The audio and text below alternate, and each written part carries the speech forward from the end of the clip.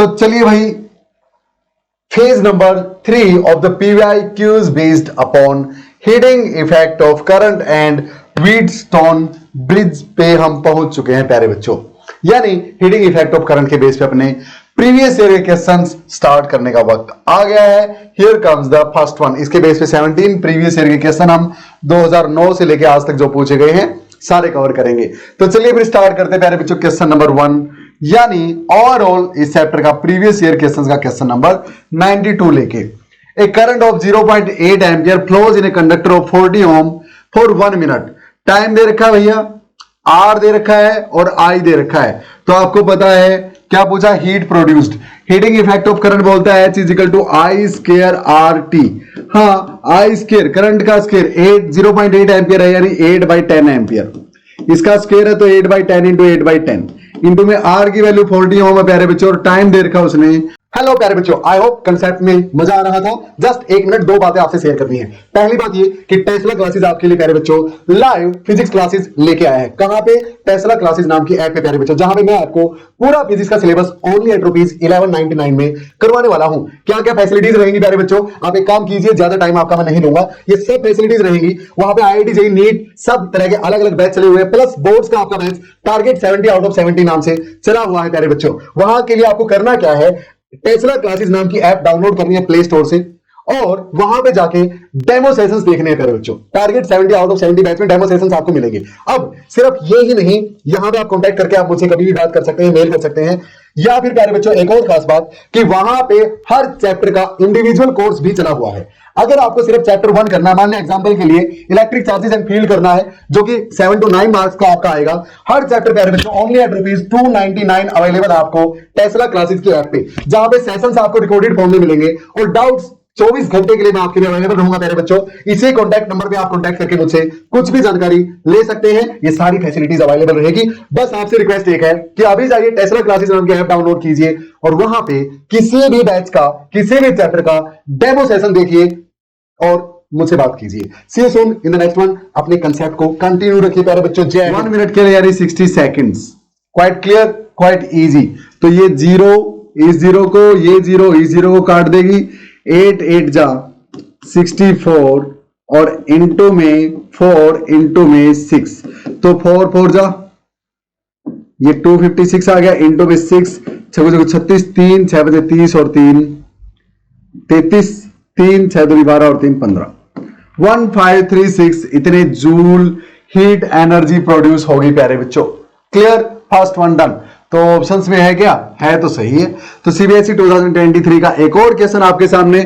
A conductor of 10 ohm is connected across 6 volt ideal source. The power supplied by the source to the conductor is.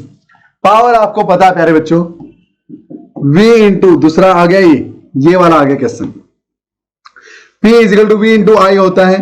अब यहां पे क्या given है आपको? R given है, V given है, I given नहीं है, तो मैं I को V बाय R लिख सकता हूं, यानी power is V square by R भी लिख सकता हूं प्यारे बच्चों।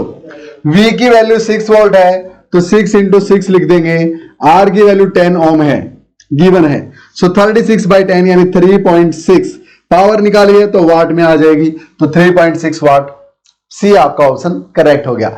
नेक्स्ट क्वेश्चन प्यारे बच्चों, क्वेश्चन नंबर 94 कर दो फटाफट, फटाफट कर देंगे सभी बच्चे, पढ़ो ध्यान से भैया। 3 रजिस्टर्स हैं having values R1 R2 and R3 are connected in series to a battery.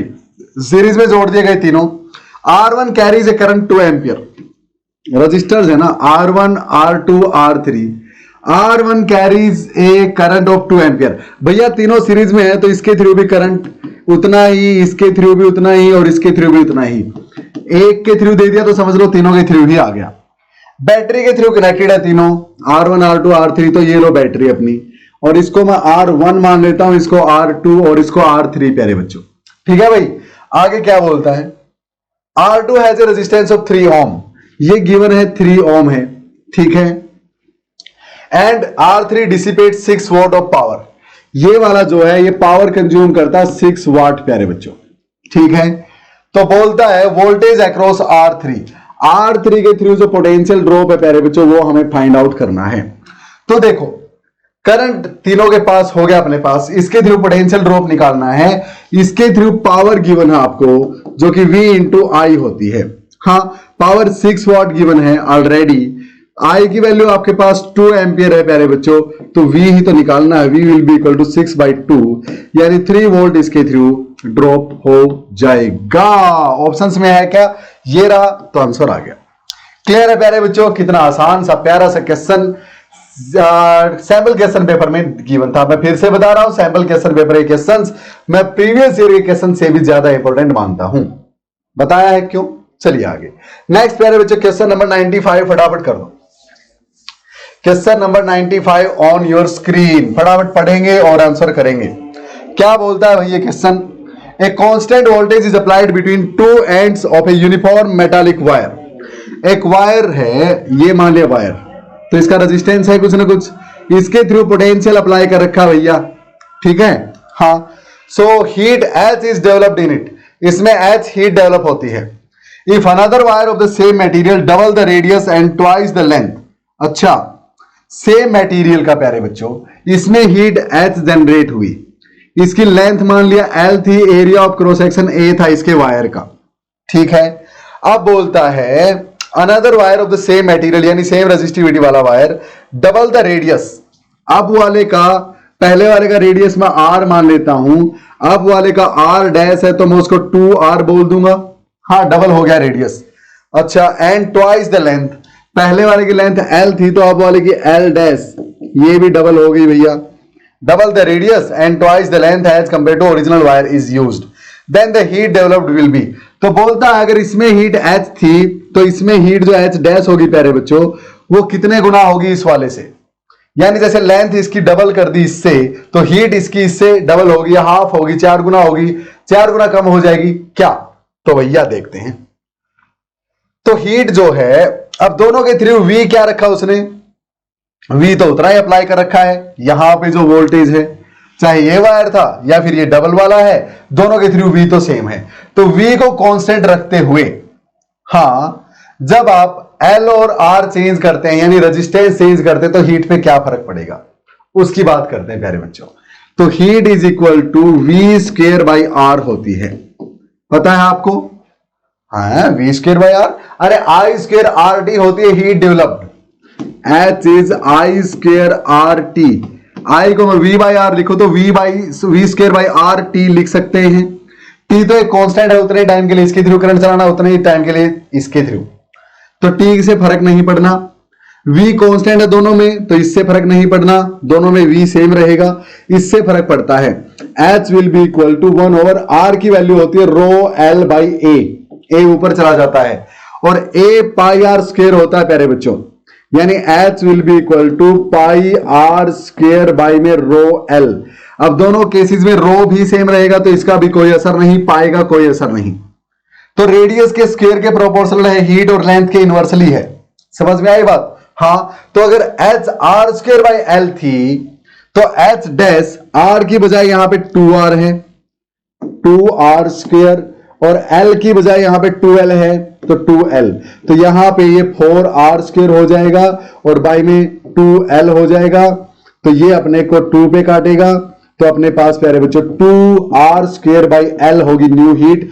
R square by L तो पहले भी थी, अब 2R स्क्वायर बाई L है, यानी नई हीट जो है पुरानी हीट से डबल हो गई है, तो 2 times C is the right option. Clear है मेरी बात सबको, I hope it is quite clear प्यारे बच्चों। हीट क्या हो जाएगी, पहले से डबल, सभी बच्चे इसको नोट डाउन, कोई गलती तो नहीं कर दी ना, हाँ एवरीथिंग इज फाइन। अब देखो कई बार आप क्या गलती करते हैं, आप यूज करते हैं H तो सर I स्क्वायर RT होता है, उसको क्यों नहीं यूज कर रहे। एक बात बताओ प्यारे बच्चों, T तो सेम रहेगा, चलो टाइम है वो तो, मतलब पहले वाला वायर लगाया फिर दूसरे वाला ये वाला लगाया, तो पहली बार करंट अलग था दूसरी बार अलग था, तो आप इसलिए ये वाला फार्मूला यूज नहीं कर सकते, है ना। हाँ, तो V square by R into T वाला क्यों यूज करेंगे, क्योंकि टाइम कांस्टेंट और V प्यारे बच्चों ये तो उतना ही अप्लाइड है ना दोनों बार, जब ये वायर था या फिर ये वाला वायर लाऊं ये तो उतना ही है ना।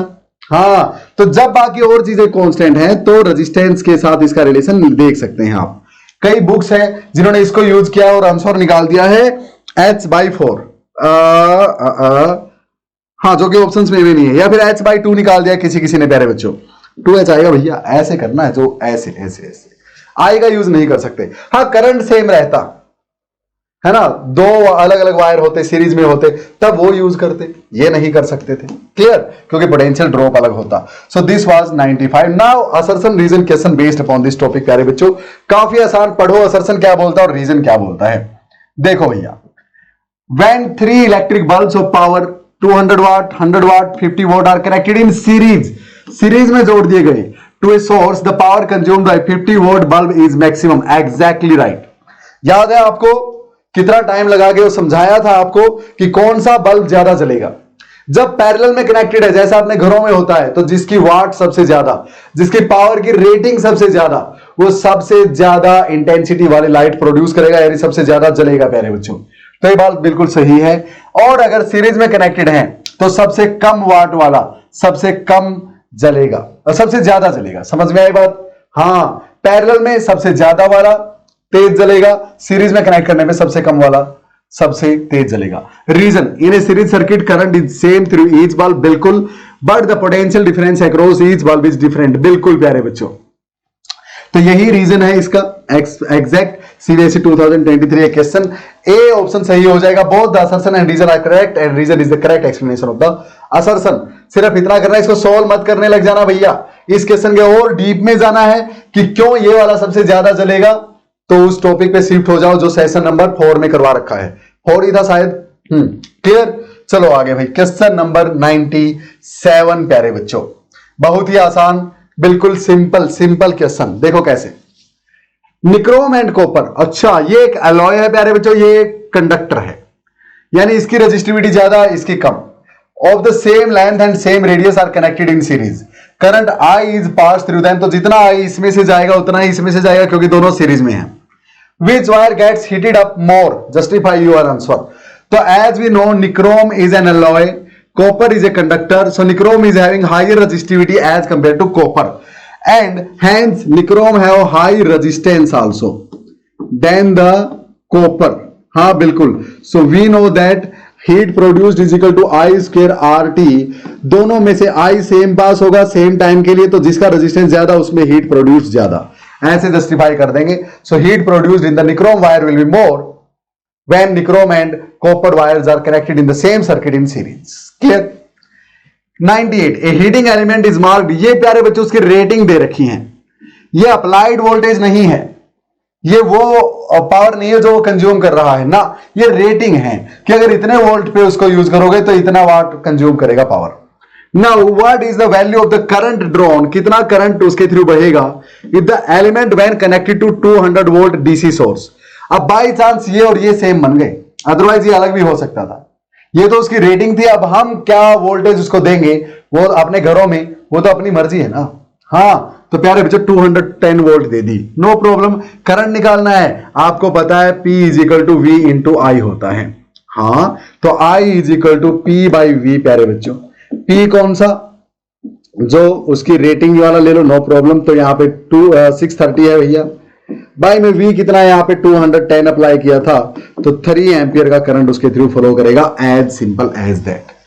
Clear, this was your question number 98। इससे आसान क्या होगा, डेली 2013 ही नहीं, आजकल भी ये क्वेश्चंस काफी ज्यादा पूछे जाते हैं 1 मार्क में। Next is